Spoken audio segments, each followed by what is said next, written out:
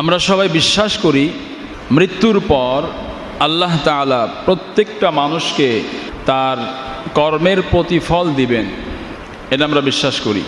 তো এটা ঈমানের গুরুত্বপূর্ণ একটা বিষয়। কিয়ামতের ময়দানে আল্লাহ রাব্বুল আলামিন প্রত্যেকটা মানুষকে তাদের আমল নামা দিবেন। দুনিয়াতে কখন সে কি করেছে, কোথায় সে কি বলেছে, কখন কি চিন্তা করেছে, সব কিছুই সেই খাতার মধ্যে লেখা থাকবে। এমন একটা খাতা, এমন একটা জীবনী প্রত্যেককে আল্লাহ তাআলা দান করবেন। এই জীবনীটা কাউকে আল্লাহ তাআলা ডান হাতে দিবেন আর কাউকে দিবেন বাম হাতে।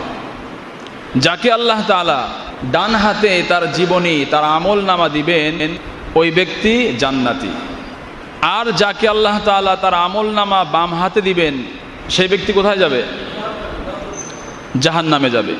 তাহলে কিয়ামতের ময়দানে আমল নামা বাম হাতে নিয়ে জাহান্নামে যেতে চান কে কে? একটু হাত তোলেন। মানে জাহান্নামে আমরা কেউ যেতে চাই না। আপনার চাওয়া বা না চাওয়ার কোনো পরোয়া নাই।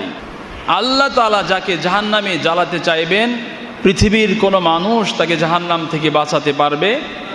সেজন্য আল্লাহর কাছে বারবার বলতে হয়, হে আল্লাহ, জাহান্নাম থেকে আমাকে বাঁচান, জাহান্নাম থেকে আমাকে মুক্তি দিন। আল্লাহর হাবিব সাল্লাল্লাহু আলাইহি ওয়াসাল্লাম দোয়া শিখিয়েছেন উম্মতকে, আল্লাহুম্মা আজিরনি মিনান নার।